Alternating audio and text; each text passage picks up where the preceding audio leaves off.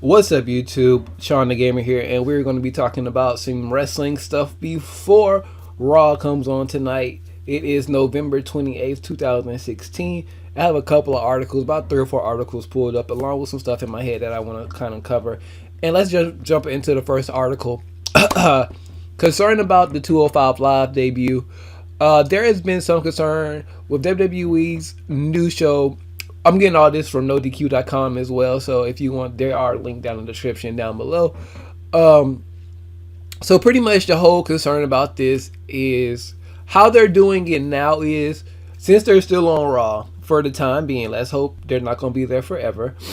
The Raw, that Raw from that week is going to have a couple of storylines from the Cruiserweights, and then it's just going to carry over to 205 Live, and, it will feature more of the Cruiserweight talents like Tozawa, Gallagher, hopefully some other people they can bring in, But all the people that we've seen so far, Alexander, Nice, Gulak, Kendricks, Perkins, Swan, they're all going to be over there. Dar, they're all going to be over there. And the concern is, right now, are people going to be tuning in after 2 hours of SmackDown? Because it's going to air right after SmackDown on the WWE Network, which I thought was a stupid idea when you have like Thursday and Friday open, which there aren't really any major things going on those days. So you can have like 205 Live to be like an hour and a half Thursday show or Friday show. Hell, you can even have it like a Saturday night show, like 205 Live on Saturday nights. That'd be kind of cool. Or Sunday morning. Well, not Sunday morning, but like, well, if you want it live, yeah, it has to be like Saturday night or something like that. And the thing is, if you don't know, the 205 Live, the Cruiserweights are going to start touring with the SmackDown crew. So a lot of people thought that the SmackDown crew was going to get, the Cruiserweight division over Survivor Series. But that didn't happen. So now the concern is the time slot. And I want to know what's going to happen with Talking Smack, because I love Talking Smack. You got the pre-show, then you got SmackDown, and then you got Talking Smack. I don't mind filling in 3 hours because it's all entertaining. It's 2 hours of wrestling, quote unquote, a pre-show to get you hyped for the show, and a post-show to get you hyped for next week, and it's all good. So why not put it on Wednesdays after NXT or before NXT or something like that? That'll make more sense. I understand you want it live and things like that, but still, I don't think that's the right way to do it. I honestly don't think that's the right way to do it. I just say, I think it's about time for NXT to go live, to be honest. Maybe that's something they're going to be doing within the next year. Is NXT going live? Because if you do not know, NXT is kind of pre-taped. Well, not pre-taped. I say 75% of everything that you see from NXT that's not takeover or some kind of NXT special are all pre-recorded for at least 2 or 3 weeks. It's not like TNA where they tape months ahead, or Lucha Underground. It's maybe a week, or they tape 3 weeks or the whole month. I think they do TNA used to do, where they tape the whole month. But the difference between the TNA audience and the NXT audience is you have to pay to get in NXT. With TNA back in the day, I think the tickets were really, really cheap. And at one point, if they needed to fill the show, you could just get in. I heard stories about people getting into TNA pay-per-views for free, if not very, very cheap. But with NXT, you have to pay. So NXT is a touring brand that's making money. So I think in the near future, at least once a month, they should go live, or at least once or twice a month, they should go live. Whatever they can do. Maybe have the first, every other week is live. That way, you can do live, and then the next show is what happened after live, something like that. That makes sense to me, kind of. Maybe for business standpoint, once they get a little bit more, once the roster is a little bit more settled and developed, because they're still transitioning from, the 4 Horsewomen, the Finns, and things like that.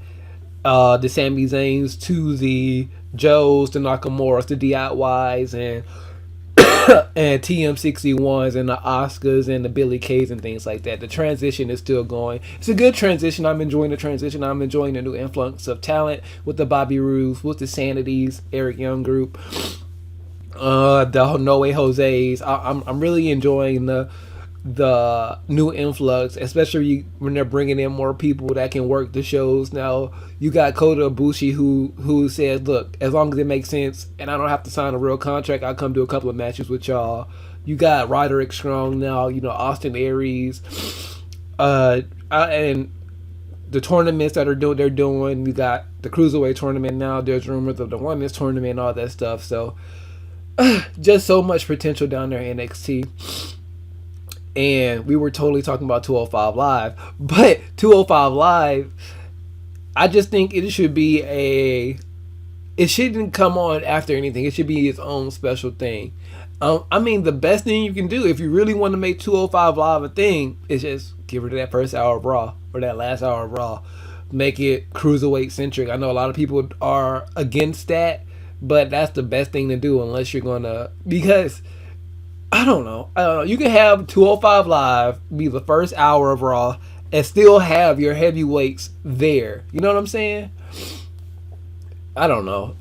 Unless you're really going to make your audience sit through 4 hours. Because it's coming on. The weird thing is, it's coming on after SmackDown. So it's like they're trying. It's a brand split, but they're exclusive to Raw, but it's stupid. It's really stupid. Just put them on SmackDown. You don't even have to show them on SmackDown. Just like, okay, they're protected here. If they won a couple of matches every now and then, that's fine. But I don't know what to do with the Cruiserweights and WWE anymore. I have no idea. So that's one story down. What do you guys think should happen with the Cruiserweights? Are you guys entertained with the Cruiserweights post CWC? What is your thoughts on the Cruiserweights? So that's one down. I'm hungry. I really am hungry. News on Reigns versus Owens feuds. It's already kicked off the feud, showing the company. So, yeah, if you didn't know, that Roman Reigns and Kevin Owens are going to have the match down at Roadblock for the WWE Universal title. If Roman Reigns wins, it's yet to be seen yet. I'm still holding my breath because I still think in the back of my mind it's going to be Roman Reigns versus Goldberg for the WWE title in the near future. I could be completely wrong. I hope I am, but it could be.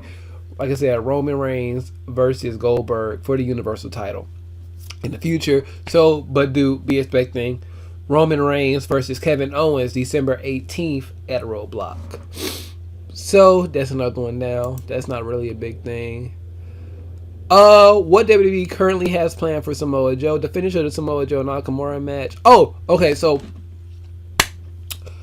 the thing with Samoa Joe and Nakamura. Spoilers if you haven't watched anything or you don't want to know anything. Spoilers.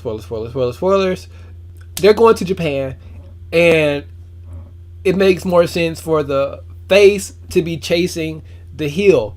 And what this also does, I don't know if I'm sick or what, but what this also does is you're going to establish Joe going to the main roster as the first ever 2-time NXT champion, and then going forward, you're going to have Nakamura down there being the NXT 2-time champion, leading the company. So when he does eventually, because let's face it, Nakamura is over. Nakamura is super over. So you take him to Japan, his homeland where he was dominant for over a decade. 1 second. But like I was saying before, Becky Lynch, my alarm went off. It makes more sense once he wins the belt again in his hometown. Takeover. Is it going to be a takeover? Or if it's just going to be a special? It's a live event December 3rd. So, that's next week. Oh, no, wait. That's Friday. Oh, my God. So, that's going to be a live event that might not even be aired on the network or something like that unless they do something. So, that's cray-cray. That's going to be like when Samoa Joe beat Finn for the title. I didn't even realize that's not going to be a televised or broadcast event. So that's going to be like what I'm definitely planning on Shinsuke winning the title back. unless they do some kind of screw job finish where he doesn't. But it just makes more sense for Joe to go up to the main roster as the first ever 2-time NXT champion, because let's think about the current NXT champions on the main roster. Sami Zayn, I haven't talked about him yet. Because I don't. The thing about Sami Zayn is, can we get him in a real storyline? I'm not going to take a few minutes to like I've been trying to do. So can we get him in a real storyline, please, and stop hurting his character? I know a lot of people think he's one of those characters that can't be hurt. He can. Oh, I'm sorry. They can be squashed and be good, but there's only a certain amount of times you can be squashed before, you know, it's not good anymore. So let's consider that. But it just makes more sense to bring him. Oh, it was Sami Zayn, Neville. Finn is hurt. Bo Dallas and Seth Rollins. Seth is good. Bo's floundering. Like I said, Zayn is in the Twilight Zone. Who else? Where's Neville? And who am I missing? Like, Finn's hurt. They're not doing nothing with Neville and Zayn. Bo's not doing anything. And I said a fifth one. I just can't remember. Seth. Yeah, Seth. It's Seth. So, oh wait, and Big E. Big E was NXT champion, wasn't he? I believe NXT. Well, he was like one of the first or second NXT champions. So Big E was an NXT WWE champion. Well, whatever, however you want to call it. But that just makes sense to me. It's just to put the belt back on him. And the last story we're probably going to cover is something that a lot of people are probably going to be like really, really happy with. Is WWE giving up on Dana Brooks' push? My poor baby. I love Dana. Dana, she's a very attractive woman. I feel like if they would have kept her in NXT for at least another 4 to 6 months, she could have improved, especially down there with Asuka, Billie Kay, Liv. There's a lot of good talent down there for her to work with, and the trainers down there. I think moving her up so quickly was just a knee-jerk reaction for some reason. Emma, I can understand. Bailey, I understand. Who else? Nia Jax, I even understand. Dana Brooks should have stayed. When you put, I know the original plan was to have Emma and Dana Brooks be together, and like Emma is like such a phenomenal wrestler, and I'm really getting sick of this Emmalina shit. I just want to see Emma on TV wrestling. So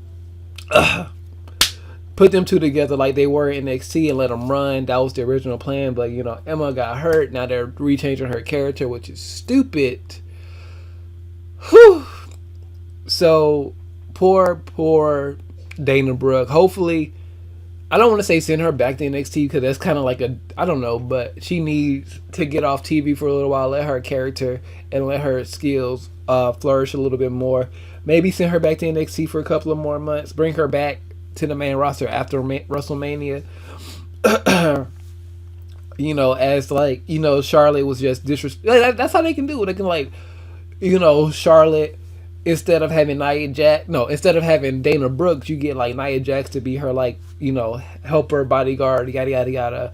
And then they put out Dana Brooks, send her back to NXT or something like that, and then have her, you know, hone her skills a little bit more, and then come back up with vengeance, and then you probably hook her back up with Emma or something like that, or even like don't even put her back on Raw, save her and put her on SmackDown as a top heel or something like that, or a heel. So yeah, I think that's about it. Anything else I want to talk about? Not really. The fallout for the Brock Lesnar Goldberg stuff, like, is so I never cared to begin with, so I don't care now. Whatever happens. Goldberg's in the Rumble. Brock Lesnar's probably going to either enter the Rumble or mess him up in the Rumble. Like, there's two options for Goldberg right now: is A, give him the shot at Reigns for the title, or B, Goldberg versus Lesnar 3 at WrestleMania. Either way, I don't want to see either one of those, so I don't really care. Don't really care what happens as long as it's quick and short, and I don't really care. So, all that being said, what are your guys' thoughts about Raw? What do you want to see tonight? I believe tonight is the Club versus the New Day for the WWE Tag Team titles. I believe they're about 2 or 3 weeks away from breaking Demolition's record. Are the club finally going to stop them? Is it going to be Cesaro, or are they going to call up the Revival? I saw some kind of article about Scott Dawson commenting on some kind of SmackDown match, but yeah, my internet and computer is acting up. So we're going to call this a video here. So thank you guys for watching. Hope you guys enjoy Raw tonight. I probably won't. So probably going to be watching. I still haven't watched the new season of New York yet, so of Love and Hip Hop New York. So let me go watch that real quick, the first episode of that, and decide if Raw is going to be worth it tonight, or do I want to watch that? Follow all the links in the description down below if you want to follow me on anything other than YouTube, Facebook, Instagram, Twitter, and Twitch. All linked down there. If you want a link to all these articles, No DQ should be linked down there as well. Subscribe if you have not already. Share this video with your friends, and like and always show your support. There should be some links on the screen now, so you can go look at some more Ezo Wrestling stuff, Dokkan stuff, wherever I decide to put up here. And if you want a quick link to subscribe, it's also right there. If you want to also stay up to date with the notifications that I do on my channel, please hit the little bell button next to the subscribe. Woo! With all that being said, I am Shawn DaGamer, and I am out of here.